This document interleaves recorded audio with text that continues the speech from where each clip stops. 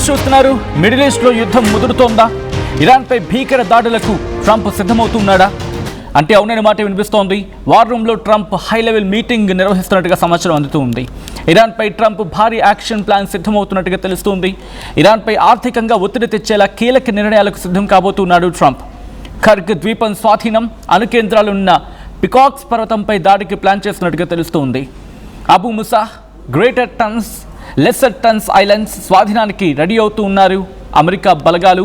ఇక నుంచి పగటిపూట భూతల దాడులకు సిద్ధం కావాలంటూ ట్రంప్ ఇప్పటికే డైరెక్షన్స్ ఇచ్చినట్టుగా తెలుస్తుంది. భూతల దాడులతో అమెరికాకు కూడా భారీగా ప్రాణ నష్టం తప్పదనే అంచనాలున్నాయి. ట్రంప్ నిర్ణయంపై మరోసారి ప్రపంచవ్యాప్తంగా ఆందోళన వ్యక్తమవుతుంది. యుద్ధం కారణంగా ఇప్పటికే చాలా దేశాల్లో ఇంధన సంక్షోభం నెలకొంది. అమెరికాతో శాంతి చర్చలు ఉండవంటూ ఇరాన్ ప్రకటించింది. ఇరాన్ ప్రకటనతో ఇంకోసారి యుద్ధ ప్రభావం ఇంకా చెప్పాలంటే యుద్ధం తీవ్ర రూపం దాల్చే అవకాశం ఉంది. ఇప్పటికే ఇరాన్ వైపు కదులుతున్నాయి అమెరికా బలగాలు. దానికి సంబంధించిన బిగ్ బ్రేకింగ్ న్యూస్ చూస్తున్నారు. ఇటు ట్రంప్ భారీ యాక్షన్ ప్లాన్కు సిద్ధం కాబోతున్నాడు అంటూ కూడా పెద్ద ఎత్తున చర్చ జరుగుతోంది. ఖర్గ్ ద్వీపం సీజ్ చేయడం, పికాక్స్ పర్వతం మీద దాడి చేయడం, వీటిని టార్గెట్గా పెట్టుకున్నట్టుగా ప్రస్తుతం తెలుస్తోంది. ఇటు అమెరికా ఇరాన్ మధ్య ఉద్రిక్తతలు తారాస్థాయికి చేరుకుంటున్నాయి. ఇంకోవైపు అమెరికా అధ్యక్షుడు ట్రంప్ సిచ్యువేషన్ రూమ్లో ఉన్నత స్థాయి భేటీ నిర్వహిస్తున్నాడు. ఇరాన్పై ప్రెషర్ తీసుకొచ్చేలా కొన్ని కీలక నిర్ణయాలను పరిశీలించినట్టుగా తెలుస్తుంది. ఇరాన్ ఎక్స్పోర్ట్స్ గురించి, ఇరాన్ ఆయిల్ ఎక్స్పోర్ట్స్ కీలకమైన ఖర్గ్ ద్వీపాన్ని స్వాధీనం చేసుకోవాలి. దాంతోపాటు వాళ్ళ న్యూక్లియర్ ప్రోగ్రామ్కి కీలకను భావిస్తున్న పికాక్స్ పర్వతంపై దాడి చేయడం గురించి ట్రంప్ ఈ భేటీలో తీవ్రమైన ఇన్డెప్త్ డిస్కషన్లోకి వెళ్ళినట్టుగా తెలుస్తుంది.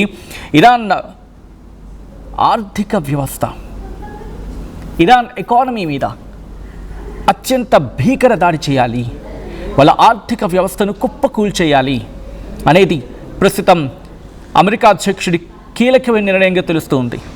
వాళ్ళ మీద భౌతిక దాడులు కాదు, వాళ్ళ మీద ఆర్థికంగా దాడి చేయాలి, వాళ్ళను ఆర్థికంగా కుదేలు చేసేయాలి, వాళ్ళను పూర్తిగా పాతాళంలోకి తొక్కేయాలి. ఇది ట్రంప్ ప్లాన్గా ప్రస్తుతం భేటీలో జరుగుతుంది. మరి ముఖ్యంగా వాళ్ళని ఇటు అటాకింగ్ అంటే ఫిజికల్గా అటాకింగ్ కాదు, వాళ్ళ ఎకానమీని కొలాప్స్ చేసి పడేయాలి.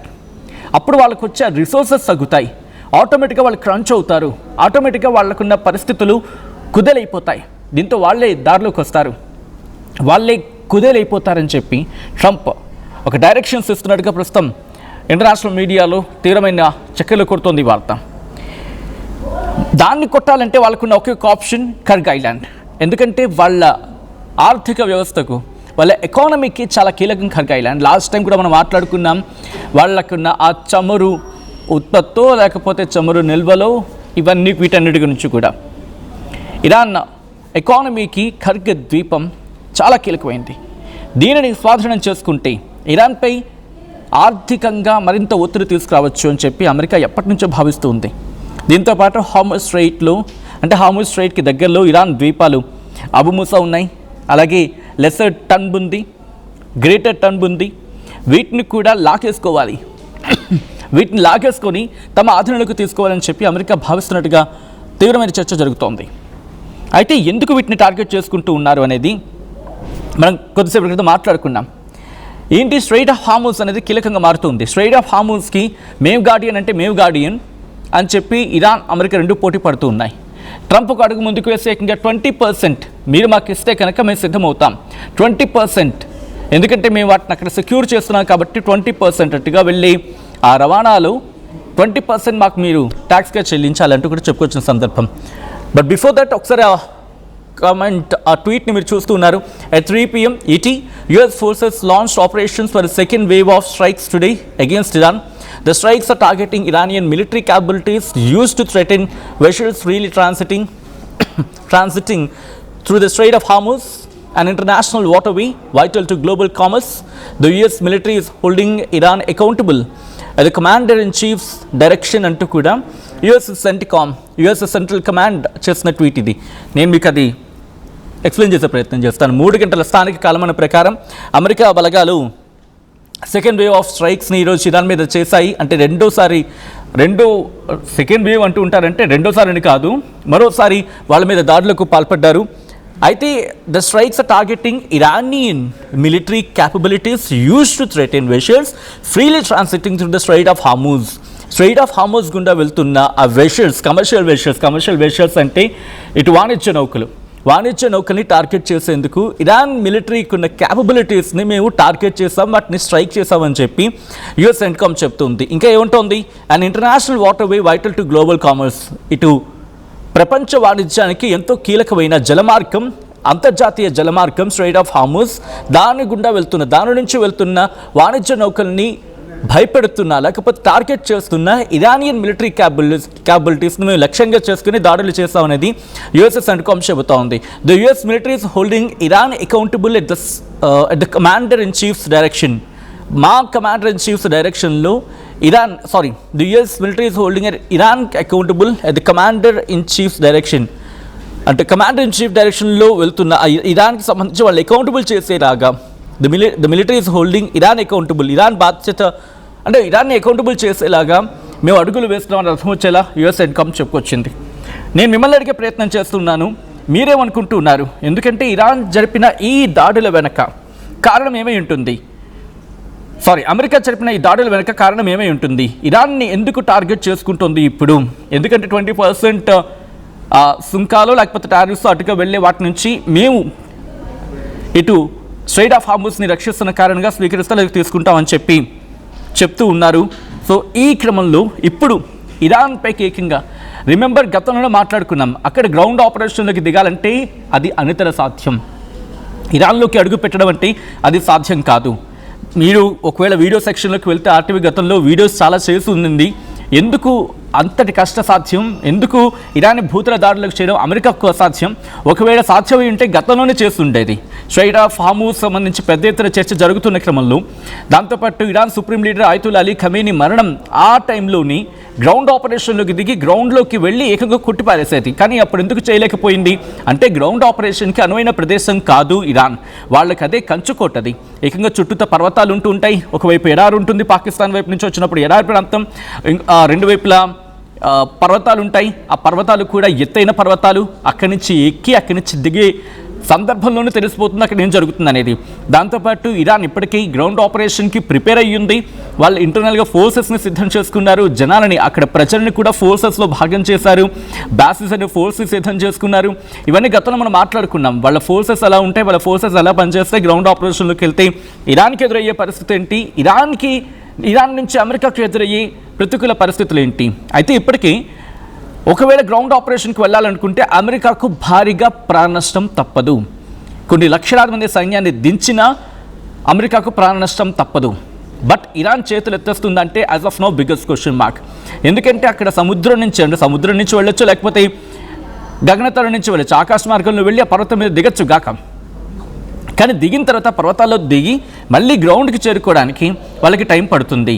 బట్ అప్పటికే అక్కడ మాట వేస్తున్న ఇరాన్ బలగాలు ఇటు అమెరికా మీద దాడి జరిపే అవకాశం ఉంటుంది. కాబట్టి as of now that is the biggest question mark. Iran మీద గ్రౌండ్ ఆపరేషన్కు ట్రంప్ వెళ్ళడం అనేది బిగ్గెస్ట్ క్వశ్చన్ మార్క్. ఇది వాళ్ళని భయపెట్టడంలో భాగం కావచ్చు. At the same time sanctions లాంటివి విధించి, ఇటు అంతర్జాతీయంగా శాంక్షన్స్ అవి విధించి ఇరాన్ ఆర్థిక ఆయుపట్టు అంటే ఆర్థికంగా వాళ్ళని కుదేలు చేసి వాళ్ళ ఆయుపట్టు మీద దెబ్బతీసే ప్రయత్నం చేస్తే బహుశా ఆ కోణంలో అమెరికా కాస్త సఫలం అవ్వచ్చేమో, అమెరికా అనుకున్నట్టుగా కాస్త సక్సెస్ అవ్వచ్చేమో. కానీ ఇరాన్కి స్వతహాగా మాత్రం వాళ్ళని దెబ్బతీసే సిచ్యువేషన్స్ అమెరికాకి అయితే ప్రస్తుతానికి లేవండంలో అతిశయోక్తి లేదు. మరి ట్రంప్ నెక్స్ట్ వ్యూహం ఏంటి? నిజంగా భీకర దాడులకు దిగేందుకు లక్షలాది మంది సైన్యాన్ని బలి చేసే అవకాశం ఉంటుందా నిర్మోహమాటంగా ఒకవేళ భూతల దాడులకు దిగాలంటే? ఈ కథనం మమ్మల్ని కాస్త కలవరపరచచ్చు. దీనికి సంబంధించి తగిన జాగ్రత్తలు తీసుకోవాలని ఆర్టీవీ సూచించడం జరుగుతోంది. This is a disturbing content, video description is highly advice. మీరు మాట్లాడే ప్రయత్నం చేయండి, మీరే కమెంట్ చేసే ప్రయత్నం చేయండి.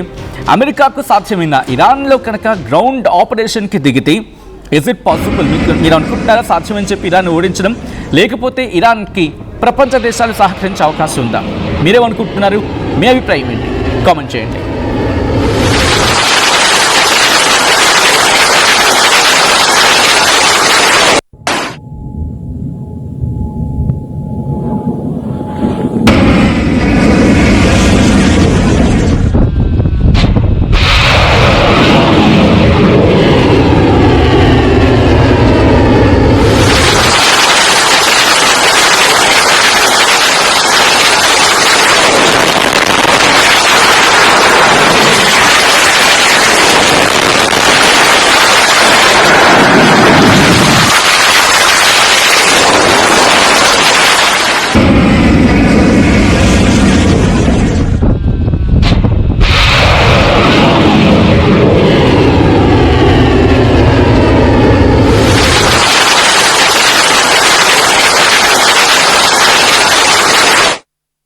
ఏం కొన్నావురా? అమ్మకి 10, అత్తమ్మకి 6, అమ్మమ్మకి 4 కేజీలు చీరలు మావా. అబ్బో ఇక్కడ కేజీ చీరలు కొంటే 1 కేజీ చీరలు ఫ్రీ అంట.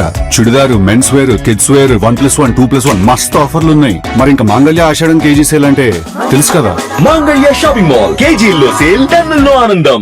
అందరికీ నమస్కారం. నేను మీ అనసూయ భరద్వాజ్. ఆషాఢ మాసం సందర్భంగా మన కాసం ఫ్యాషన్స్ ఏపీ అండ్ తెలంగాణలోని 24 స్టోర్స్ లో సరికొత్త ఆఫర్స్ తో మీ ముందుకు వస్తుంది. అంతేకాకుండా ఈ ఆషాఢ మాసంలో మన ప్రత్యేకత, కిలో చీరలు కొనండి, 1 కిలో చీరలు ఉచితంగా పొందండి. Pure in its form with grace made noble.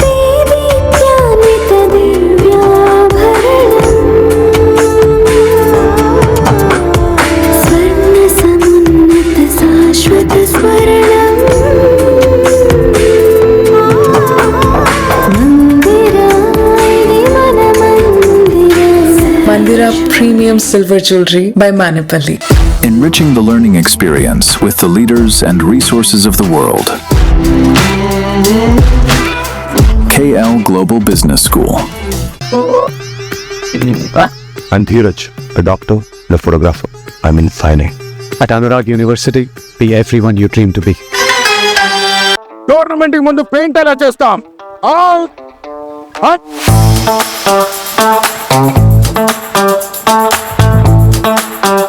Plan అయితే చాలా బాగుంది సార్, స్టేడియం పరిస్థితి చూడండి.